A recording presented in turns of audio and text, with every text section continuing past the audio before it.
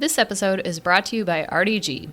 RDG is comprised of architects, landscape architects, engineers, artists, and planners with a passion for design and a drive to make a difference. They believe in applying new ways of thinking and innovative approaches to the preparation of plans that address community and regional issues. With offices in Omaha, Nebraska, St. Louis, Missouri, Denver, Colorado, and Des Moines, Iowa, they are a network of design and planning professionals dedicated to applying their talents in extraordinary ways.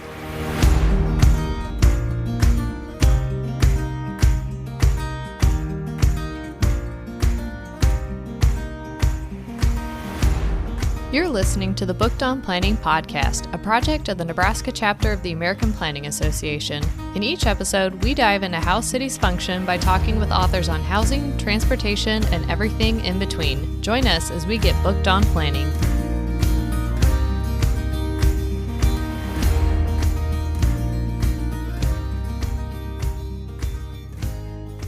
Welcome back, bookworms, to another episode of Booked on Planning. We're continuing the conversation on climate resilience that was started with the book Climate Resilience for an Aging Nation and moving to a deeper dive into the American Planning Association's Climate Change Policy Guide, which was adopted in 2020.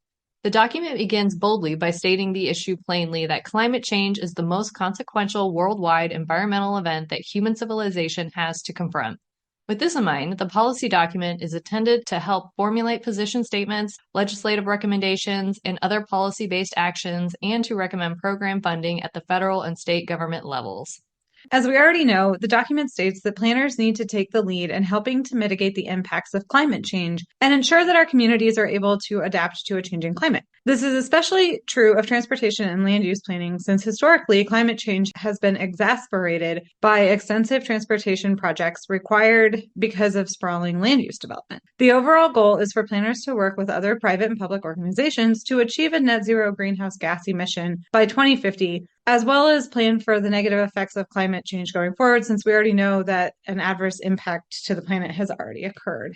So the document has 6 policy sections that align with the comprehensive plan standards for sustainable places: livable built environment, harmony with nature, resilient economy, interwoven equity, health communities, and responsible regionalism. And these policy areas were actually discussed in a podcast episode from last year when we interviewed some of the former APA staff that wrote the book.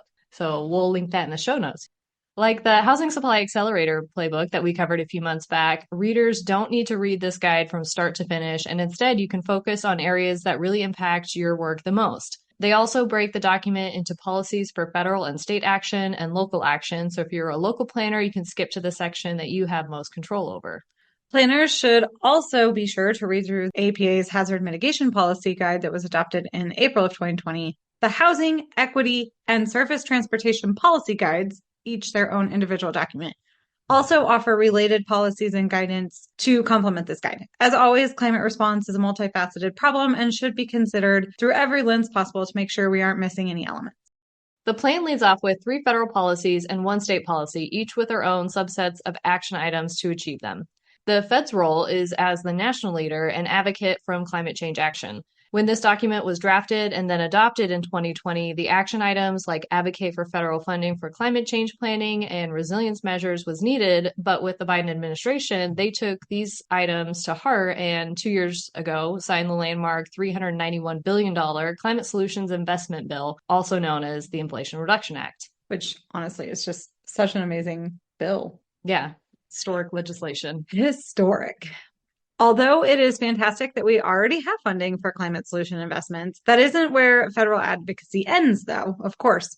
The guide points out that we still need to be advocating for the development of clear and usefully scaled climate information, strong U.S. international leadership on climate change, close cooperation among federal, state, and local governments requiring climate analysis as part of any regulatory decision-making, and common focused goals to reduce greenhouse gas emissions.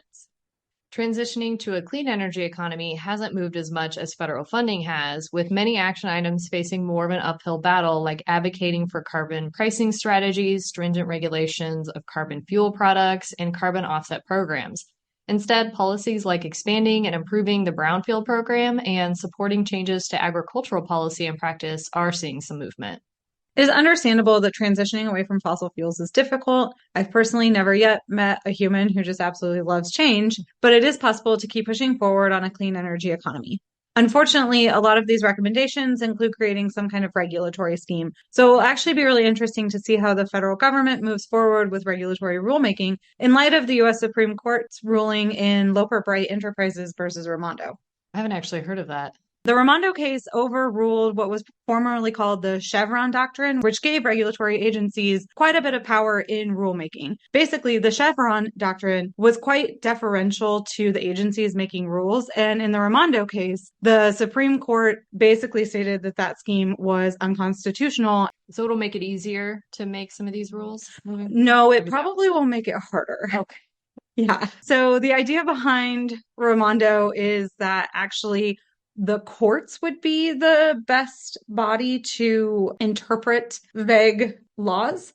Okay. So, in the rulemaking situation, Congress passes a bill and they think it's a really great bill, but then when you start really trying to apply it, it kind of can be vague or might need a little more nuanced understanding. So often agencies are the people who do the promulgation and rulemaking. And under the Raimondo scheme, of course, we haven't seen it move forward yet, so we're not really sure what it'll look like, but some analysts think that it'll be mostly courts interpreting vague law without the expertise that is often behind agencies. Interesting. So as a former transportation planner, but still very much an advocate at heart, I would love to see the federal action item to develop a sustainable federal transportation agenda realized. Funding mass transit, low-cost sustainability mobility solutions, and moving performance measures away from favoring capacity enhancements would really go a long way. This administration has really pushed for the clean energy of transportation systems with lots of EV bills, but more support for EVs is not the only way forward in this environment. Once a transportation planner, always a transportation planner, even if you've crossed to the dark side. True. I'd really love to see the support for adopting a national building energy performance rating system. We here in Lincoln have a net zero ready building coming online, and that utilizes the tax increment financing to support the elevated energy performance systems. But even then, it really wasn't economically feasible for the developer to get to full net zero. It would be nice to see some more national support, both regulatory and financial, for net zero buildings. Yes, that would go a long way. And we actually have an episode coming up on how to get buildings closer to net zero. So stay tuned for that next month. Last up on the federal policy docket is advocating for state climate change plans, policies, programs, and projects. It referenced only California and New York as state leaders for climate action. However, now we have 45 states, DC, Puerto Rico, that have all released climate action plans. And we are proud to say that Nebraska is one of those 45 states, and Lincoln has adopted its own climate action plan. The first step in making sure these plans are effective is advocating for close coordination between state and local governments. Accountability mechanisms as well as framework for best practices should be developed. So Section 2 is all about livable built environment policies, which is the heart of what we as the planning profession work on day to day. It includes multimodal transportation, transit-oriented development, coordinating regional transit investments with job clusters, creating green and complete streets serving multiple functions, mixed land use patterns that create walkable communities, promoting infill development, green building design and energy conservation, reusing historic resources and not developing in hazardous areas, requiring resilient development and infrastructure, investing in smart infrastructure, and providing accessible public facilities and spaces. So that was a lot, and there is a ton to dive into here, which in our short episode, we're only going to hit the highlights. Really, basically, they cover the classics, but they are classics for a reason. Even though we know this is what makes for good planning and design, we often do not succeed in implementing these requirements for a variety of reasons. As a profession, we need to continue advocating for these principles.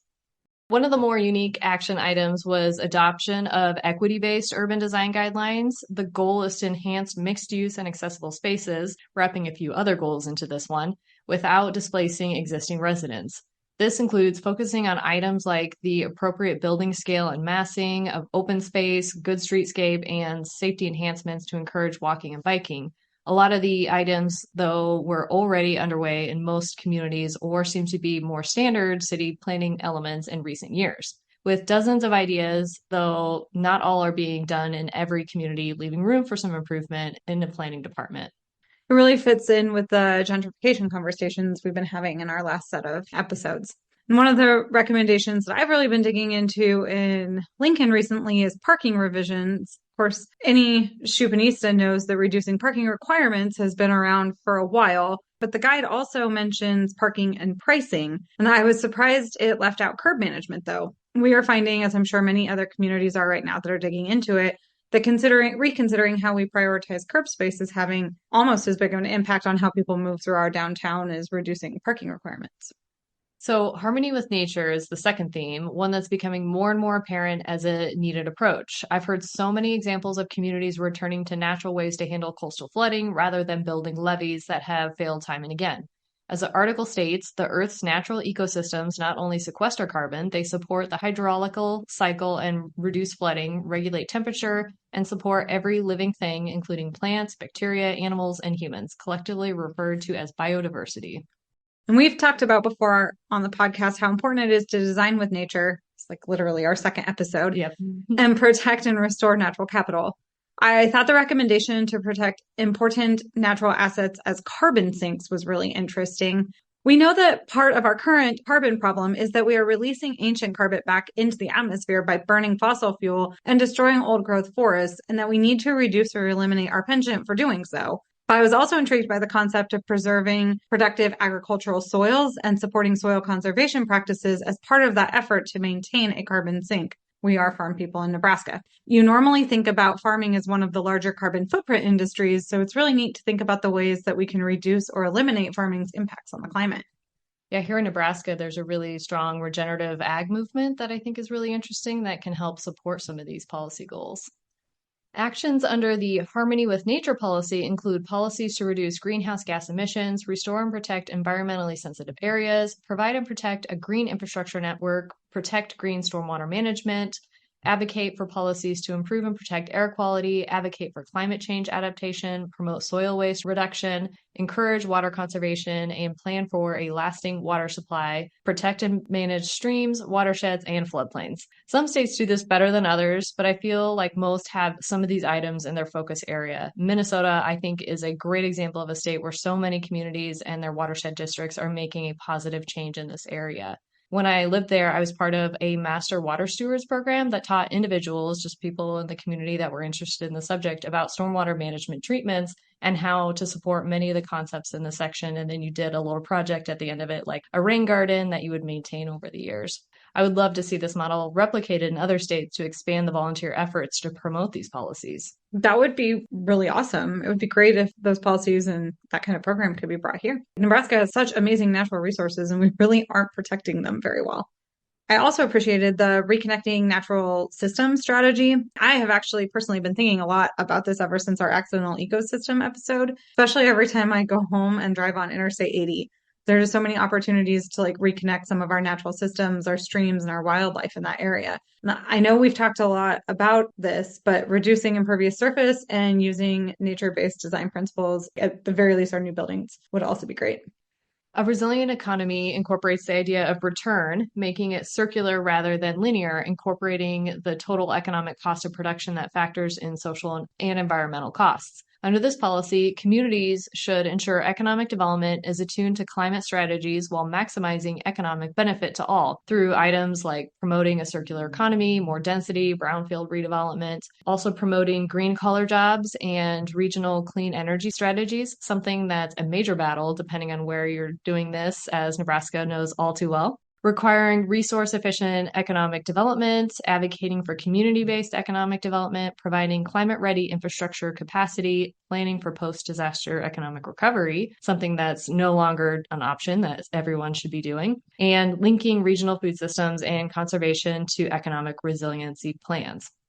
The guide acknowledges that we need to account for the full cost of the economy, which isn't something that I think most of us are currently excelling at. We can do better by using the life cycle analysis tools when analyzing economic development prospects. I was thinking about how we could potentially use this tool to analyze some of our redevelopment projects, make sure we're better leveraging our incentive-based tools for our climate futures.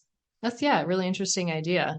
Really was making me think about it was capturing some of our negative externalities from some of our larger buildings that we're doing downtown and trying to package that all and make sure we're capturing it and making sure the developer is dealing with those externalities as opposed to the community. Yeah.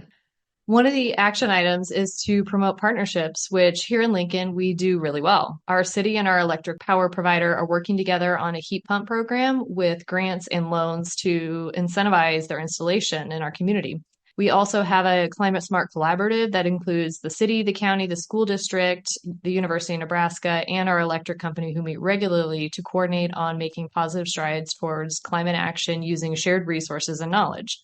One example was when we were all trying to convert our fleets to electric vehicles, also during the after effects of COVID and trying to get any sort of vehicles. Each group kind of shared their own tips on how they were able to source different vehicles or find funding for them.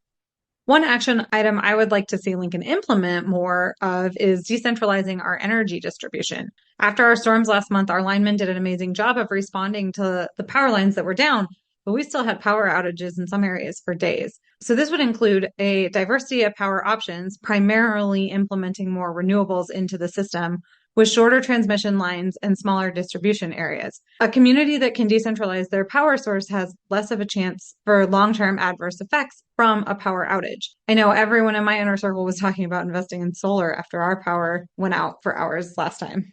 Interwoven equity is founded on the basis that we should dedicate ourselves to the fair treatment of all members of the communities that we serve. It's especially important in the realm of climate change policy as climate change impacts are disproportionately impacting low-income and minority populations, exacerbating current issues.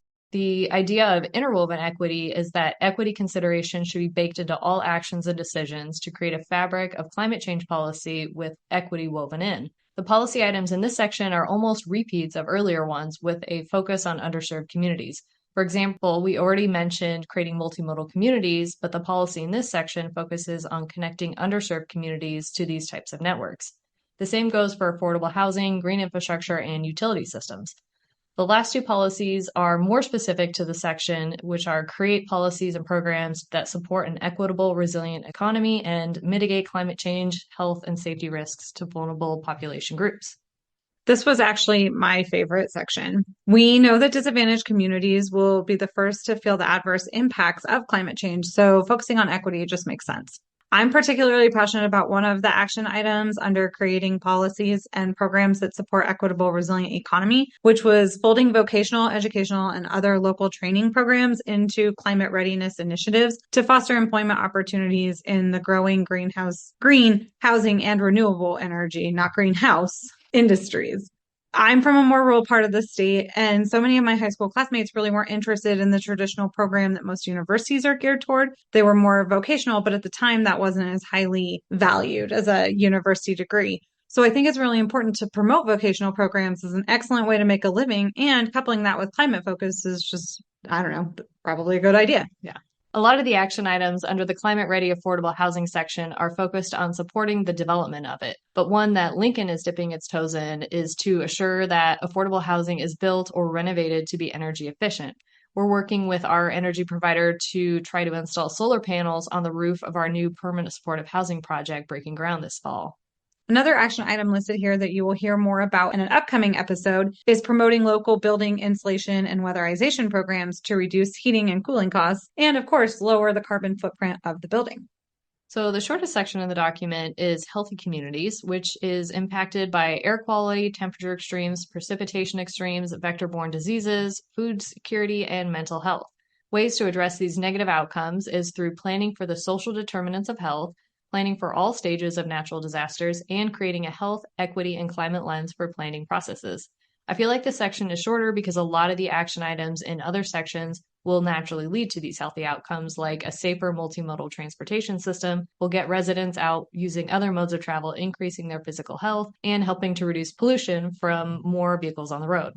I agree. That's probably why it was a little shorter, but there were still some great action items for planners listed, such as building closer relationships with public health professionals, like Danielle talked about in our Climate Resilience for an Aging Nation episode, making sure components of the planning process and implementation focus on healthy communities, and supporting policies and linking public health and planning at the federal, state, and local level.